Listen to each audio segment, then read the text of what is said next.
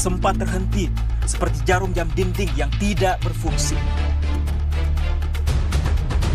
Ada mereka yang jatuh, ada mereka yang sakit, ada mereka yang kehilangan, ada mereka yang meninggalkan.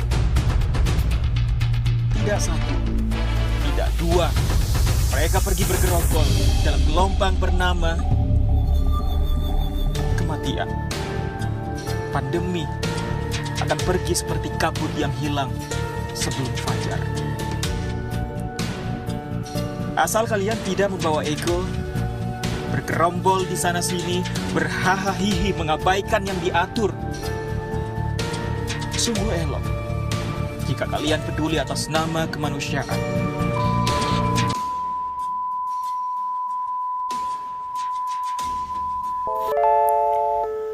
Emang sejak pertama muncul, jumlah orang yang terinfeksi di seluruh dunia naik sangat cepat. Jadi yang perlu kita tahu, virus ini nyebarnya lewat batu, bersin, dan air liur. Lewat sanalah virus corona bisa masuk lewat hidung, mulut, atau mata yang akhirnya menginfeksi tubuh kita. Yang harus kita waspadai batu dan bersin orang yang terinfeksi virus ini bisa nempel di meja, kursi, atau benda-benda lainnya. Sampai beberapa hari ke depan, siapapun yang megang bakal ketularan. Makanya kita mulai sekarang harus mencegah virus corona dengan cara sebagai berikut. Yang pertama, tetap patuhi peraturan pemerintah, memakai masker jika terpaksa untuk keluar.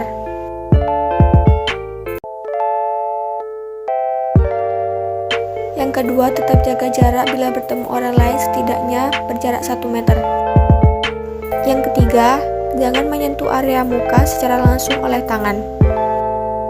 Yang keempat, jika dari luar, bergegaslah untuk mencuci tangan selama 20 detik menggunakan sabun dengan baik dan benar, agar tidak ada kuman-kuman yang menempel pada tangan ataupun yang lainnya.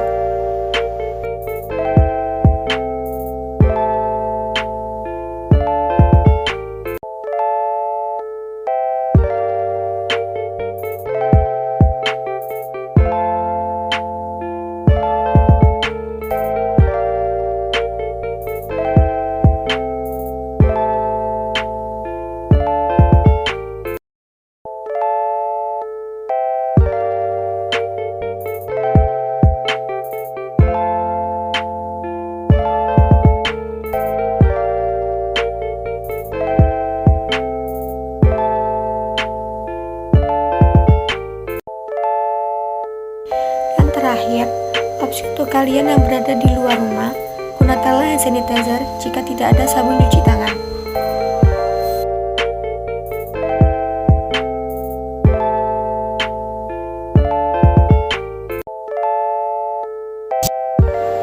Nah, teman-teman, seperti yang kalian lihat, video sebelumnya merupakan cuplikan berita seputar keresahan warga Indonesia karena adanya pandemi dan juga 5 cara mencegah virus corona dari tubuh kita.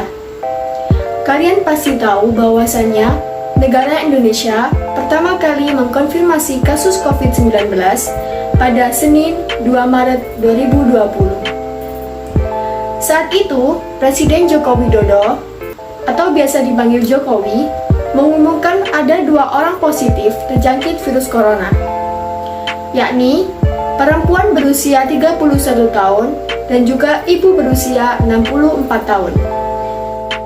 Kasus pertama tersebut diduga berawal dari pertemuan perempuan 31 tahun itu dengan warga negara Jepang yang masuk ke wilayah negara Indonesia. Pertemuan terjadi di sebuah klub dansa di Jakarta pada 14 Februari 2020. Mitos Indonesia kebal corona pun patah.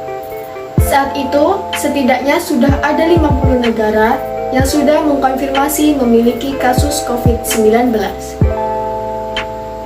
Cina sendiri melaporkan ke WHO mengenai adanya beberapa kasus fenomena aneh di Wuhan pada Desember 2019. Namun, kasus tersebut diduga bukan kasus pertama. Tim pakar Fakultas Kesehatan Masyarakat Universitas Indonesia atau biasa disebut FKM UI menilai memprediksi virus corona telah masuk ke Indonesia sejak minggu ketiga Januari 2020. Pernyataan FKM UI didasarkan pada laporan kasus orang dalam pemantauan (ODP) dan pasien dalam pengawasan (PDP) di salah satu daerah sejak minggu ketiga Januari 2020. Laporan ODP ini dinilai sebagai bukti telah terjadi penularan corona secara lokal. Setelah ini, saya akan memberikan cuplikan video tentang vaksinasi yang sudah banyak beredar di YouTube. Selanjutnya, saya akan menjelaskan tentang bagaimana vaksinasi tersebut atau seputar tentang vaksinasi.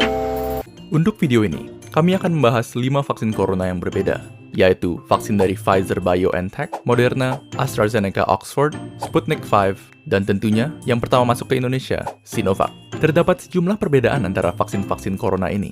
Perbedaan terbesar di antaranya adalah perbedaan berdasarkan cara kerjanya. Maka, untuk video ini, perbedaan itulah yang akan kita bahas. Vaksin COVID-19 buatan Cina yang menggunakan metode inactivated virus, atau virus yang dinonaktifkan. Metode ini menggunakan virus COVID-19 yang sudah dibunuh, yang kemudian dimasukkan ke dalam tubuh manusia. Walaupun nonaktif dan tidak dapat menyebar, sistem imun tetap akan menanggapinya dan mempelajari cara melawannya. Namun, respon dari sistem imun mungkin saja tidak seampuh jika melawan virus yang masih hidup. Oleh karena itu, tipe vaksin seperti ini memerlukan beberapa dosis supaya efektif. Selanjutnya, terdapat vaksin dari AstraZeneca dan Sputnik V yang menggunakan metode viral vector. Berbeda dengan metode virus non-aktif, metode ini menggunakan virus yang masih hidup namun relatif lebih lemah, seperti adenovirus yang menyebabkan pilek. Virus lemah tersebut kemudian digunakan sebagai tumpangan bagi materi genetik COVID-19 yang akan digunakan oleh sistem imun untuk menciptakan kekebalan tanpa harus mengekspos tubuh terhadap bahaya dari virus corona yang asli. Dan selanjutnya, metode yang paling banyak dibicarakan dan yang termutakhir di antara vaksin-vaksin yang ada, yaitu vaksin mRNA yang digunakan oleh Pfizer dan Moderna. Cara kerja vaksin ini lumayan keren, jadi dengarkan baik-baik. Di dalam COVID-19, terdapat suatu protein yang sangat penting. Protein ini digunakan oleh COVID untuk memasuki sel tubuh manusia dan membuatnya lebih mudah menular. Anggap saja ini sebagai senjata yang membuat COVID terlalu overpowered.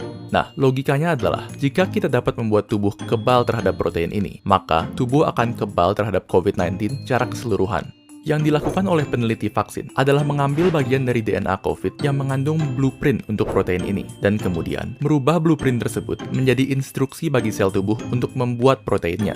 Instruksi ini dikenal sebagai mRNA, dan mRNA inilah vaksinnya. Lalu, mengapa kita ingin sel tubuh membuat protein ini? Bukannya itu berbahaya? Tidak sama sekali. mRNA ini aman karena hanya mengandung instruksi untuk membuat protein itu saja dan tidak mengandung virus corona sepenuhnya. Jadi bisa dianggap seperti senjata tanpa tuan. Setelah mRNA masuk ke dalam tubuh, sel tubuh akan memulai membuat protein ini yang kemudian akan ditanggapi oleh sistem imun. Setelah sistem imun berhasil menghancurkan protein ini, dia akan tetap ingat cara melawannya, sehingga membuat dirimu kebal terhadap COVID-19.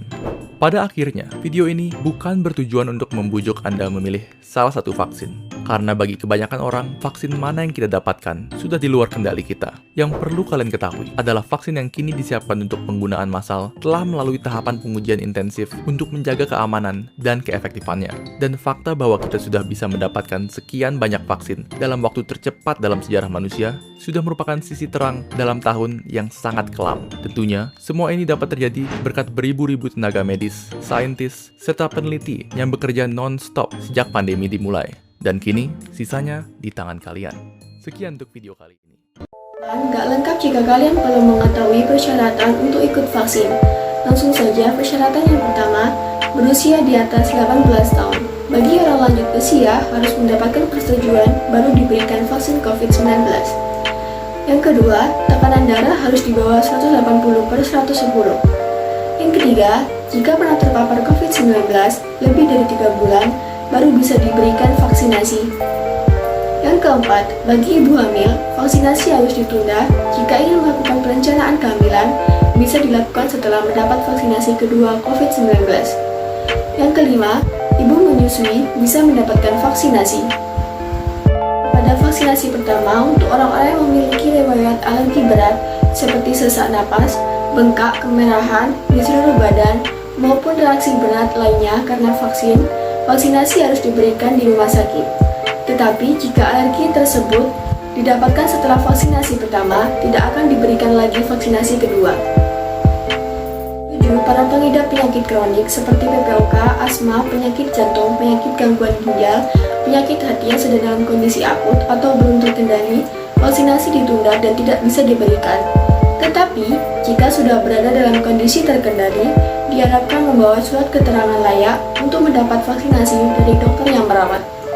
Selain itu, untuk penderita TBC yang sudah menjalani pengobatan lebih dari 2 minggu, juga sudah bisa divaksinasi. Yang kedelapan, bagi yang sedang mendapat terapi kanker, maka diwajibkan untuk membawa surat keterangan layak divaksinasi dari dokter yang merawat. Yang terakhir, bagi penderita gangguan pembekuan darah, defisiensi imun, dan penerima produk darah atau transfusi, vaksinasi harus ditunda. Vaksinasi COVID-19 bisa diberikan setelah melakukan konsultasi pada dokter yang merawat. Oleh sebab itu, vaksinasi diberikan kepada tubuh kita semata-mata untuk kebutuhan, bukan melainkan untuk menghilangkan virus utuhnya dari tubuh kita. Saya Zirma Zaya, pamit undur diri. Sekian, wassalamualaikum warahmatullahi wabarakatuh.